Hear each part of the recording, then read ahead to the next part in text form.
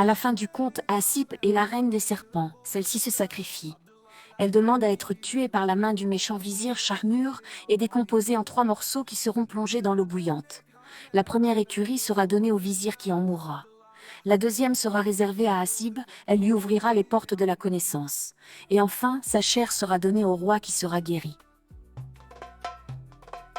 Un peu plus tard, Asip, le fils du vieux sage grec, quittait les appartements du vizir en portant avec lui les quartiers de chair restants qu'il avait pris soin de déposer sur un plat.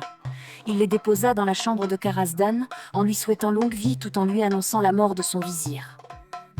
Respectant les conseils de la reine des serpents, il déposa le plateau devant le souverain malade, lui fit manger la première part et déploya un châle sur son visage. Puis, il lui recommanda de se reposer tandis qu'il le veillerait. Il lui versa à boire une seule fois et le laissa dormir. Le lendemain et le surlendemain, il recommença le même rituel, de telle sorte que le souverain digère successivement les 3 morceaux du corps de l'animal. La peau de Karasdan moua, son corps transpirait et le monarque se réveilla miraculeusement guéri. Sur les conseils de Asib, il se rendit au hammam, puis revêtit son plus bel habit et s'assit à nouveau sur son trône. Là, il invita son bienfaiteur à honorer le délicieux repas qu'on leur servait.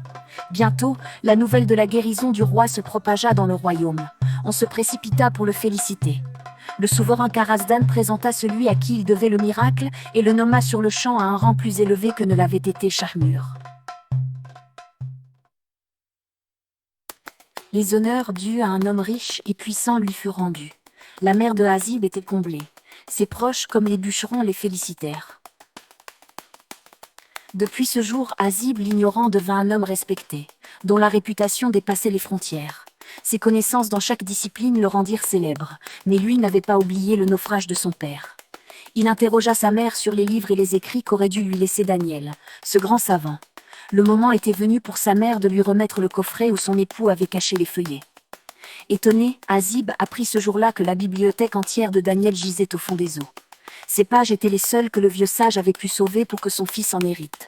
Ce dernier se plongea dans leur lecture toute une nuit et comprit avec joie que son père, le vieux sage grec Daniel, avait inscrit sur ces quelques parchemins la science du monde. Enfin heureux et apaisé, son fils Asib Karim ad-Din pouvait attendre que le Seigneur le rappelle à lui.